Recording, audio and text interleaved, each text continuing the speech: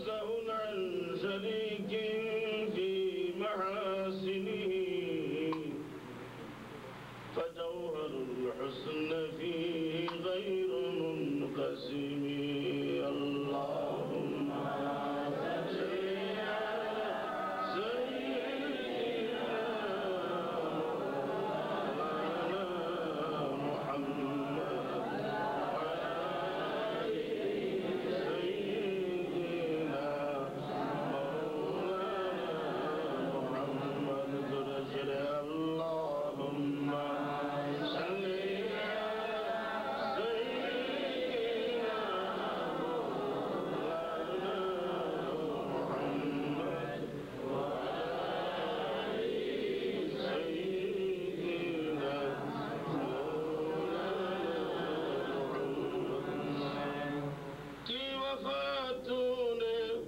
मोहम्मद से तो हम तेरे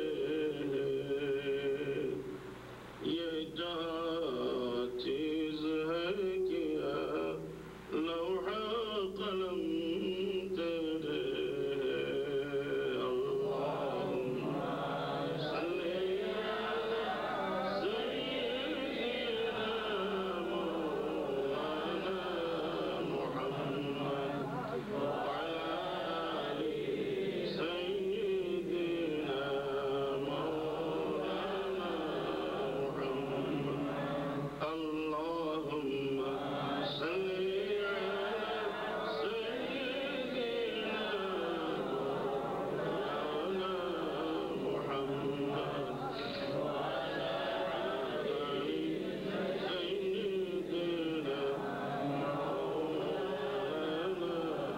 मुहम्मद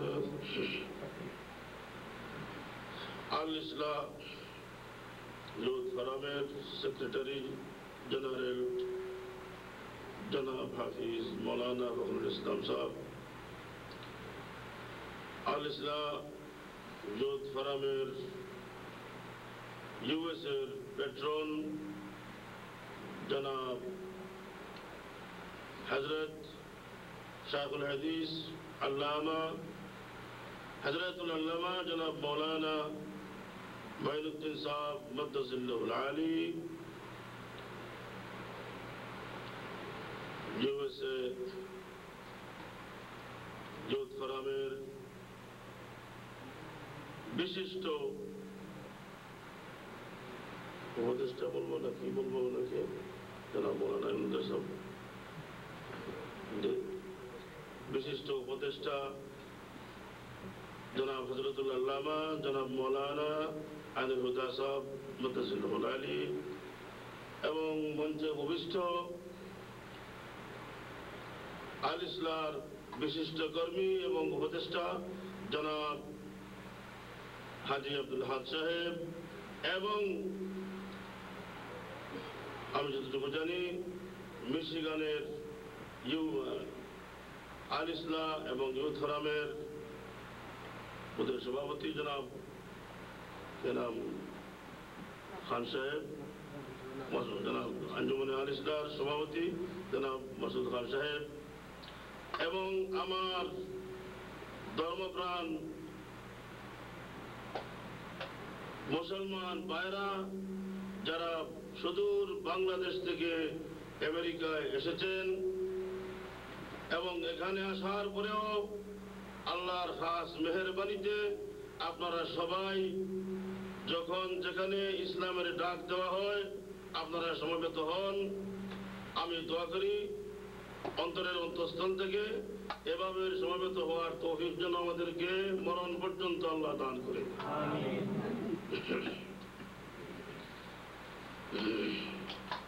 আমি খুব কম সময়ের ভিতরে কিছু কথা বলার চেষ্টা করব, যেটুকু আল্লাহ তৌফিক দান করে আল্লাহর দরবারে তৌফিক কামনা করছি। আমার আগে জনাব মৌলানা হযরতুল আল্লামা আনিল হুদা সাহেব মদ্দাসিল্লাহুল আলী, জনাব শাইখুল হাদিস হযরত মৌলানা আল্লামা মোইনুদ্দিন সাহেব মদ্দাসিল্লাহুল আলী এবং আমার আরো জনাব মৌলানা কবির আহমদ সাহেব ওনারা অনেক কথা বলেছেন, অনেক মূল্যবান কথা বলেছেন। আমি বসে বসে আজকের ওয়াজ এখান থেকে আমি পড়ে নিয়েছি। আসলে কথা কি বলবো না বলবো এখান থেকে আমি বসে বসে কিছু ঠিক করলাম।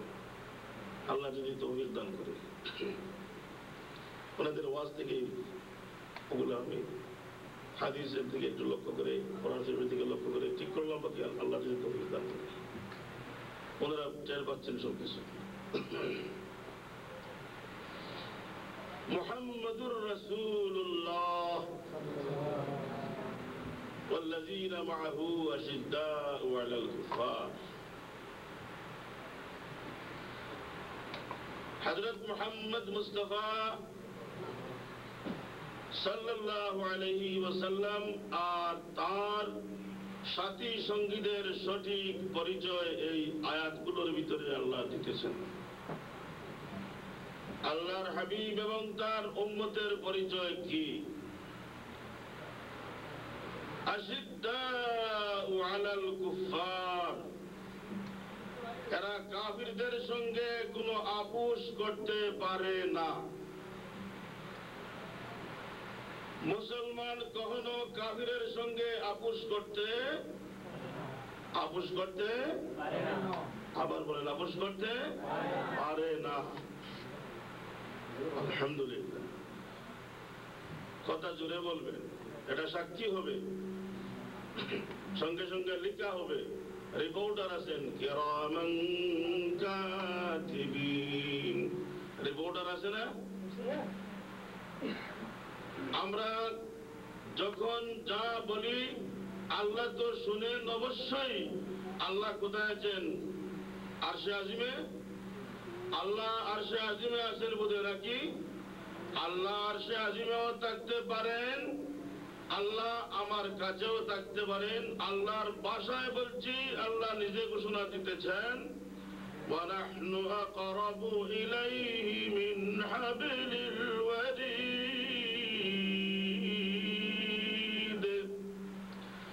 আল্লাহ আমাদের শাহরগ থেকে আরো নিকটে আছেন। আমাদের গর্দনের যে রোগ, সবচেয়ে নিকটতম রোগ যেটাকে শাহরগ বলা হয়, তার চেয়েও আরো নিকটে আল্লাহ আছেন। আল্লাহ আছেন কিনা? আপনারা জোরে জোরে না বললে ওয়াজে মজা হবে না। আল্লাহ আছেন কিনা আমাদের শাহরগের কাছে? শাহরগের চাইতে আরো কাছে আছে। এই একটা কথা যদি মানুষ তার জীবনে আমল করতে পারে, আর সে ধোঁকাবাজ হতে পারবে না, আর সে চুগলখোর হতে পারবে না, আর সমাজে অশালীন কথা বলতে পারবে না, সমাজকে সে কোন অবস্থাতে কলুষিত করতে পারবে না, সে মিথ্যা বলতে পারবে না, প্রতারণা করতে পারবে না। আল্লাহ আমার সাথে আছে, ঠিক কিনা? আল্লাহ আমাদের সাথে আছেন সবাই জানি।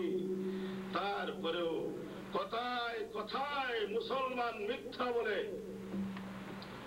আজকের দুনিয়ায় মুসলমান মার খায় কেন?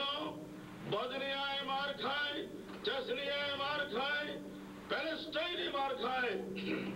আজকের মুসলমান কাশ্মীরে মার খায়।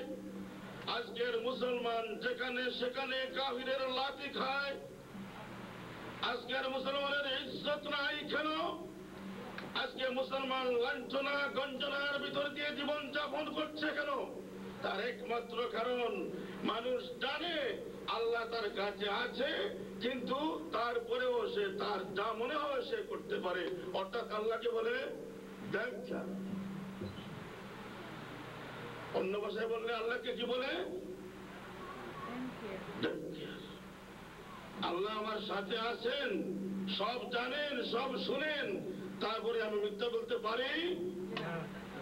আপনারা জোরে বললেন না, ব্যাপার কি হতে পারে? মিথ্যা বলতে পারি না।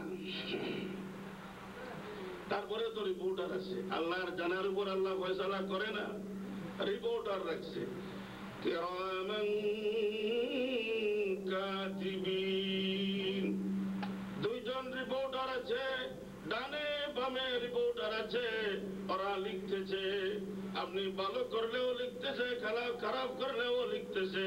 হ্যাঁ, অবশ্য আমাদের জন্য একটা স্পেশাল কনসিডার আছে, উম্মতে মুহাম্মদের জন্য স্পেশাল কনসিডারের ব্যবস্থা রয়েছে।